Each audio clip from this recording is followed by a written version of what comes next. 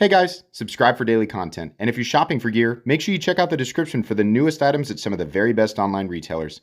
There's also links for some of the items that I personally recommend. Thanks! What's going on YouTube? Metal Complex here, and today I've got another short, little unboxing video to share with you guys. I can't believe that I have never checked this knife out. Obviously we know what it is because it's right on the top of the box. But I'm a huge Vero fan, I knew about this knife. I think there's one little detail about it that it makes it slightly different. But I really want to check it out because it's a really good looking profile. And I think it's got some elements, some visual elements that might make it slightly more appealing to people who aren't into the standard of the flagship Vero look. Thank you so much to eKnives for loaning this to me for review. It is a loaner. It'll go back to them when I'm done. Thanks to my patrons for supporting me. And make sure that your notifications for the Metal Complex YouTube channel are turned on. Are you subscribed? If you think you are, you better check. Sometimes YouTube will unsubscribe you for no reason, which really sucks. But it does happen. Okay, anyways, this is the Vero Engineering Lux belt satin version. I believe there's two of them. I think this is the full-size one. Okay, are we back here? Yes, we're hiding back here. Ooh, very nice. Very clean profile, very much the Vero aesthetic here. Lighter than I had thought that it would be. It's a more narrow profile than I thought it would be as well. So we have, oh, it's like the little top flipper. Oh, yes, very good, very clean design. Now, maybe I am incorrect about this, but now what are these made out of? The actual steel. I think the steel is still, do we have a card in here that's going to say Vero Lux? So this is M390. It's hollow ground, which is cool. I don't think the hollow grinds are typical of Vero knives. The ones that I have, at least, I believe are flat grind, but maybe I'm wrong about that and just misremembering. The other thing that I think is the case here, let's look. This says Generation 1, M390 hollow belt satin, bead blasted Joseph Vero, serial number 647. What else is in here? Is this it? It doesn't actually say. So most of Vero's models are manufactured by Bestech, and Bestech does a great job. In fact, I often point to Vero Engineering knives as like an example of what Bestech is capable of manufacturing, right? Their manufacturing precision and quality can be very, very, very good, and oftentimes is. However, unless something changed, I believe the Lux is actually OEM'd by Riyadh. And if Vero sees this video, or eKnives, or whoever, if anybody knows that this has changed, then please correct me. This is, after all, just the unboxing. It is not a review. This is where, this is the video where I simply allow myself speculation, even if other people would wag their fingers and no, Metal Complex, we don't like that. And I say, shh, and I squish him down, and I say, shh, and I scoot him off to scooch over, and I go back to speculation, because that's what we do when we do blind unboxings, when there's no preparation and we're simply doing an initial first impressions because we haven't carried it yet or used it yet or done any of the other things that are required when you actually review a knife, which will come in the form of, that'll come down the road when I actually review it, right? But as of this moment, I believe these are manufactured by Riyadh.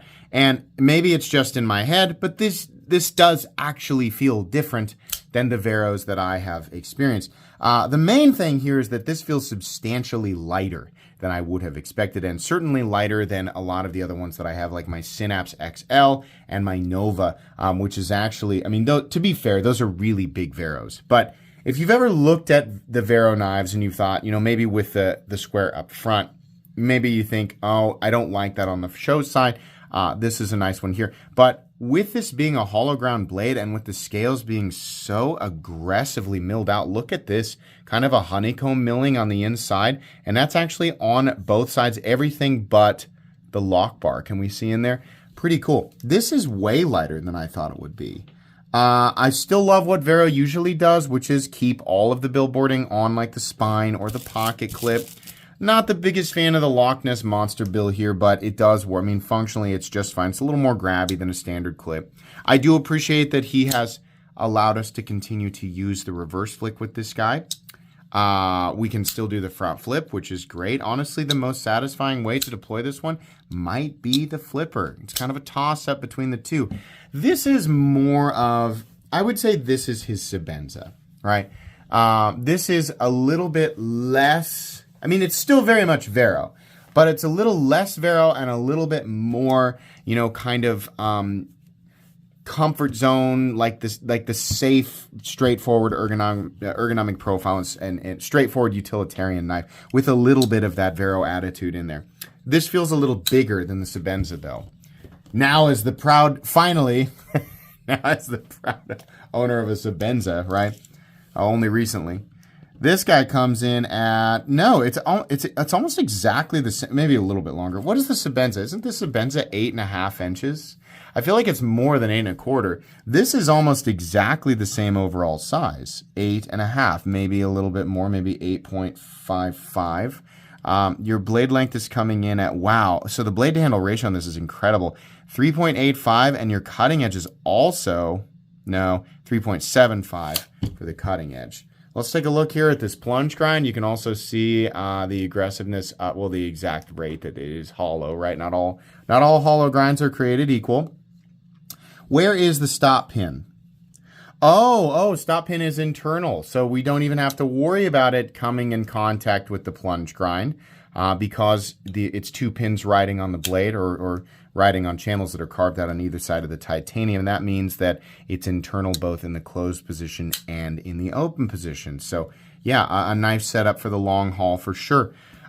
This looks like it would be irritating to the fingers, but somehow it's not. It's not nearly as sharp as it actually looks. That's really pretty nice. That's a pretty pleasant experience. I find myself wanting the jimping to go out a little bit further, but it's not bad.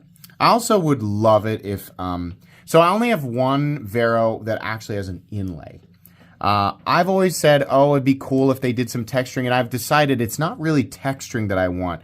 I have a Synapse, no, not a Synapse, an Isotope that is an integral, and it's one of only a few that he produced with a Timascus inlay. And that inlay sort of follows this line right here, and it has like a perimeter flat around it. And it's really, really good looking, and it does not take away from the straight lines. I feel like a pattern of texturing, the reason why he doesn't do that is it might actually take away from that aesthetic. So I would love to see options where we've laid in carbon fiber or whatever, right, into the titanium. I think that would be really neat. This is already an expensive knife as it is, and that would obviously make it more expensive. Where is my scale? My scale will tell us how much this knife weighs, and how much this knife weighs is an important part of this unboxing. So let's go ahead and do that here. The weight of this knife is coming in at really a pretty spectacular 3.9 ounces. That's pretty amazing considering the length of the blade is 3.85, making this almost a perfect 1-to-1 ratio of blade length to knife weight ratio. The balance on it is also spectacular. Right behind the pivot, right at the very front of the primary index finger position. This is a nice knife. I think a lot of people will say it's more of a boring aesthetic, right? It's another frame lock. It's another, you know, Sebenza looking knife, and I think that that's fair. But this will appeal to people. This factually will appeal to people, some people, not all people. It will factually appeal to some people more than some of the standard Vero stuff. So I think it's cool that he offers this as an option. That's going to be it for my first impressions today. I will come back with a full-length review. Thanks again to eKnives for loaning this to me. Again, this is linked in the description at eKnives. Please make sure to follow me on Instagram at metal_complex. If you enjoyed this video, leave a like. If you'd like to check out my other content, I do, of course, have lots of videos of knives that are either expensive or inexpensive that I do or don't like, so check those out. And if you enjoy all my content, go ahead and click on that Metal Complex logo right there and subscribe because there's definitely more coming. Thanks again for watching, everybody, and have a great day.